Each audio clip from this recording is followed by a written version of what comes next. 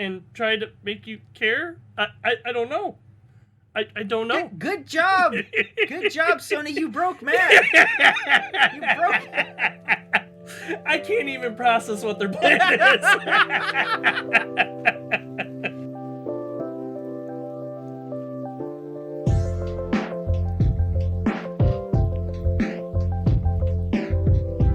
Hi, this is Randall here with No Market Media. And I'm Matt. Today, Randall and I are reviewing a new movie from Sony. It is Morbius. It stars Jared Leto, Matt Smith, Adria Arjona, and Jared Harris. It is directed by Daniel Espinosa, who also directed Life, Safe House, and Child 44. Morbius is based on the Marvel comic book character Dr. Michael Morbius. In this movie, Dr. Morbius is running out of time to develop a cure to a disease both he and his best friend share. But the ethically questionable treatment using bat DNA turns the doctor into a vampire with a hunger for human blood. Morbius had about a $75 million budget and has had terrible reviews from critics and only average reviews from audiences. Like many films, Morbius was delayed several times from its original release date of July 2020. So it's just a little bit of time for a stroll down the timeline. Its original release date was supposed to be July 10th, 2020. That was pushed back to July 31st. And then March 19th of 2021. And then October 8th of 2021. Now, on to 2022, it was supposed to come out January 21st.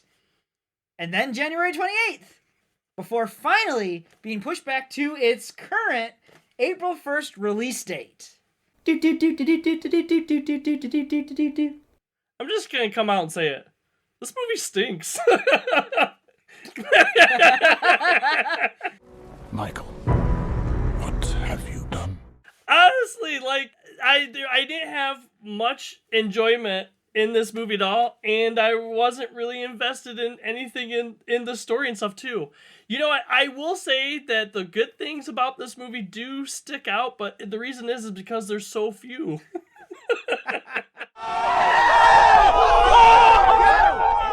Listen, my first impressions, this movie is not good. It's not good. In fact, all of those dates that I was just mentioning, I question, what was the point? Why did you keep pushing it back and back and back? Now, I get during the heyday of the pandemic 2020s, but, once movie theaters opened up, Sony, just put it in theaters. It's bad. They gotta try to milk as much money out of this movie as they can. But when people, one of the first movies we saw when we went back was, I don't remember exactly, but, it wasn't a particularly great movie. No. Army of Darkness, or Army of the right, Dead. Army of the Dead, yeah. And it was just Sony, you could have released this, and the people are just I want to see a movie in theaters. Yeah. Would have come to see it, so whatever. It doesn't tell a very compelling story, and its only highlights are its two main characters. They are okay, but that's just not enough. It really isn't. Bad movie. Yeah. I don't recommend it. End of review. We're done.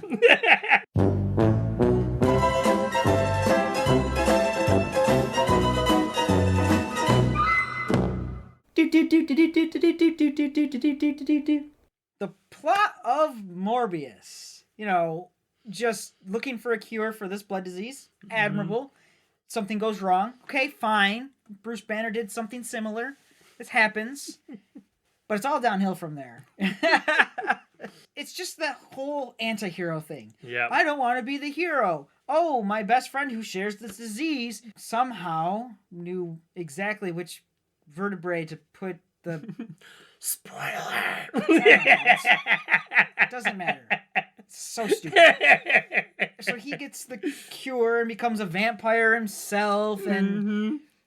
And then, anti-hero me, I have to go stop him. I can't let him just go out there and kill people. Yep. And I'm just Sony, stop it.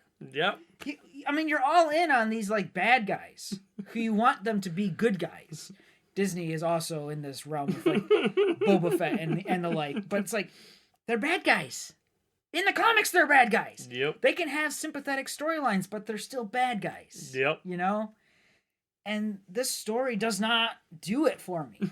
It's just another by-the-books anti-hero story. Yep.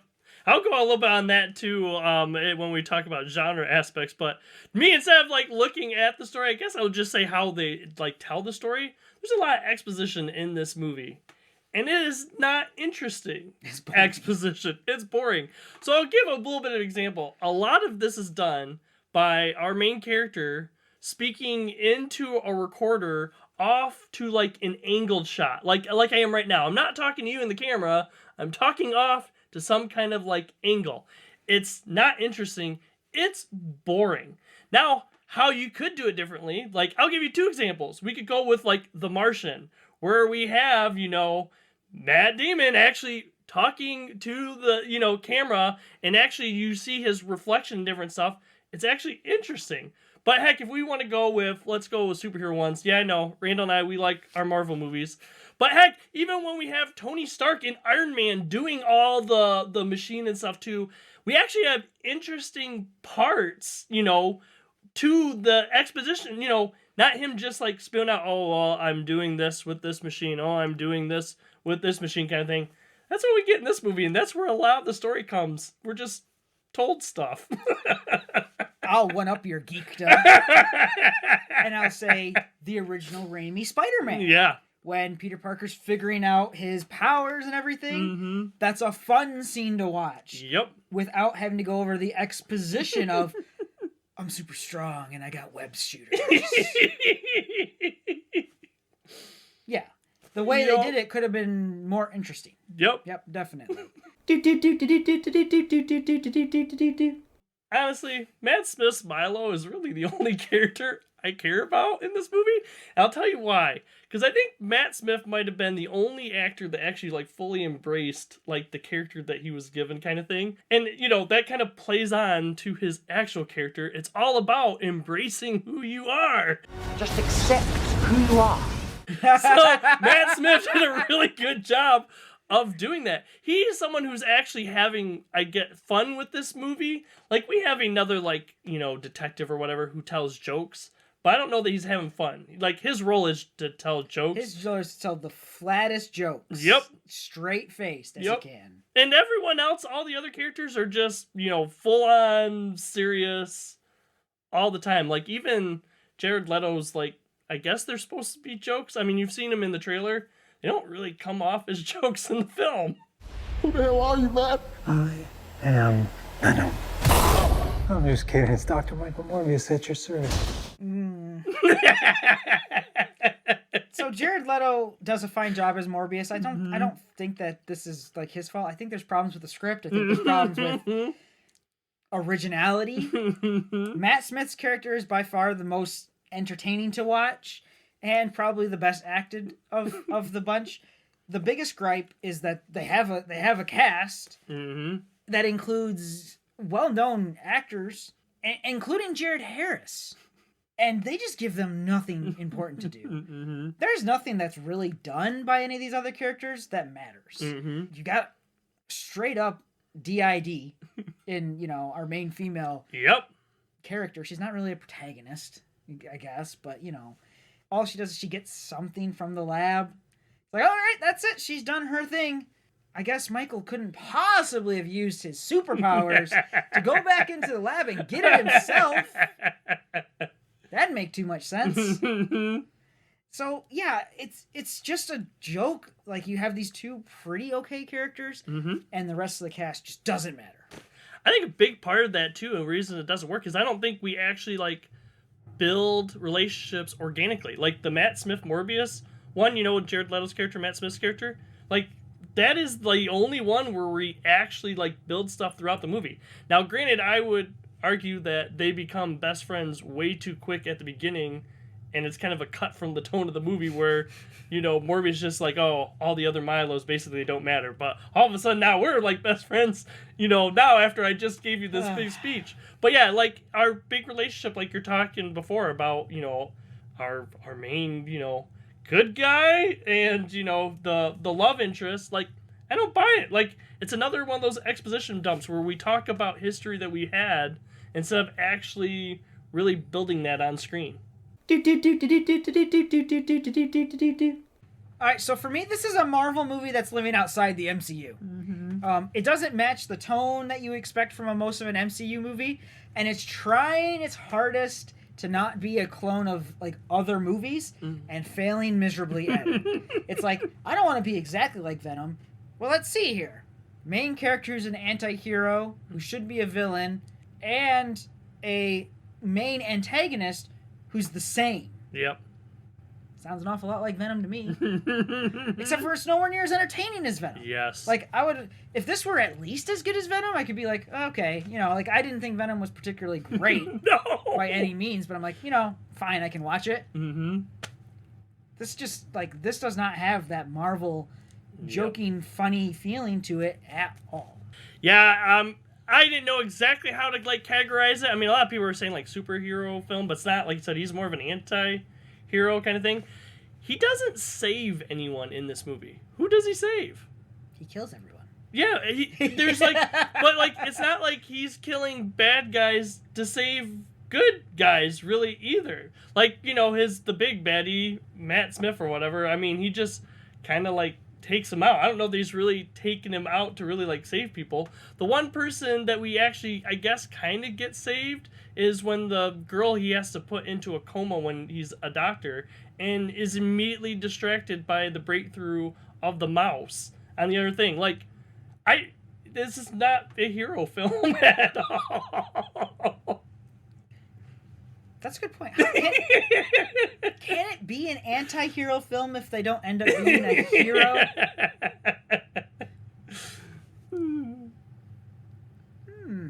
But the other thing too is like they don't really develop him as a villain either in this movie. What are you talking about? There's a after credit scene where Toomes from the Spider-Man MCU comes and says, "We should hang out."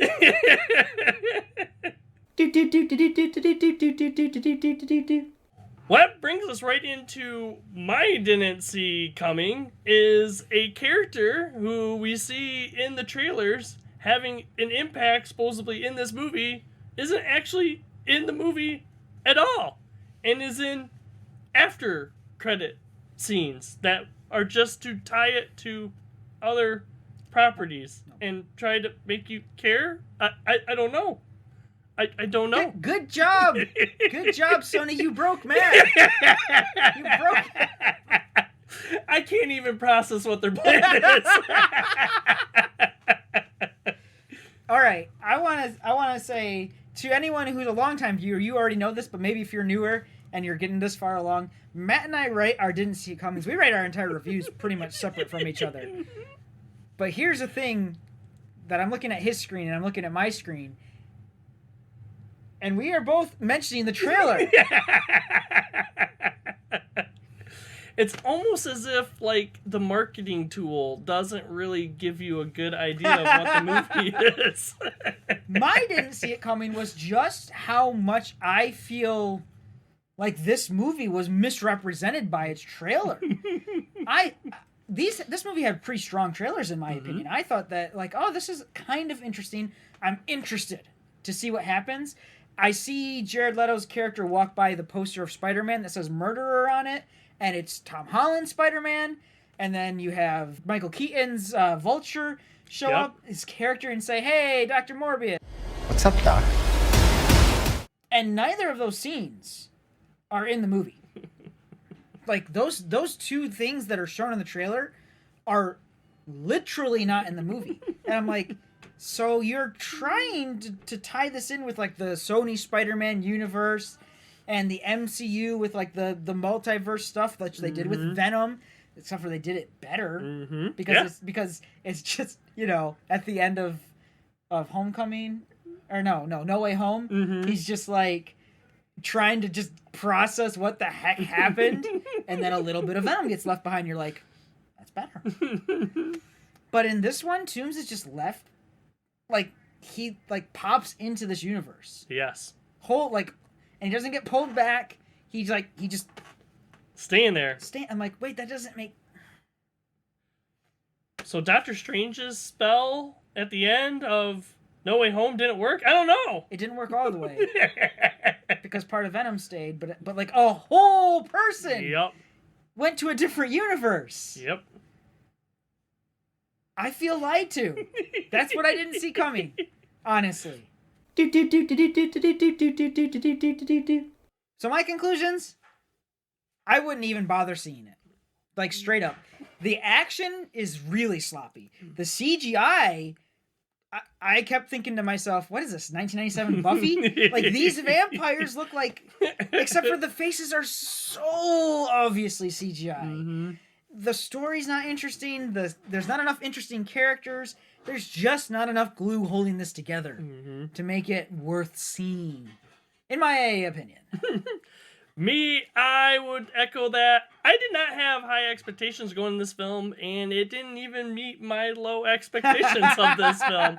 Yeah, to kind of going on, like Randall said about the action scenes, I could tell wasn't a good movie when I wasn't even invested in any of the action scenes. Except for maybe, like, the end, like, our climax. That was kind of interesting. Nope. But half of this movie, you can't even see because it's so dark at different times. Or we get, like, blur effects or whatever when people are moving and stuff. It just wasn't interesting. That's the problem. Like, if a movie doesn't necessarily have to be good, but at least I'm interested in it, like, okay, you know, I'll give it a good, but I wasn't even interested in this one. Like, I don't think you lose anything by not seeing it. If you want to see a vampire film, go see, Blade. Go see Blade. That was coming out. Blade. No, go see Blade that's already out. Yep, It's a better go movie. see that. And then also, like, the new Blade when that comes out, too. Because I'm more excited about that to get the sour taste of this movie out of my mouth. How do you know? They haven't released a he's been on screen. He hasn't even been on screen. Off-screen talking. I only care because Mashallah is the one who's playing it. Like, good actor. Good actor right there. And I'm like, well, yeah, but Jared Leto's a pretty good actor, so, come on. Not this movie. Of course, we're interested to know what you guys think. It's not good, but maybe you liked it. Let us know down in the comments below, and be sure to go check out our YouTube page.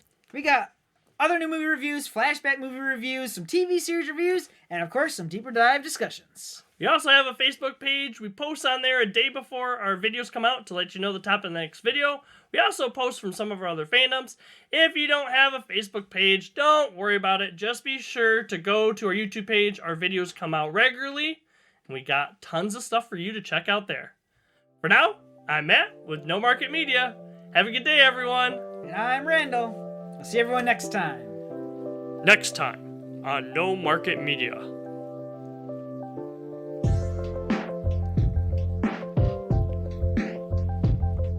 Please consider checking out some of our other videos.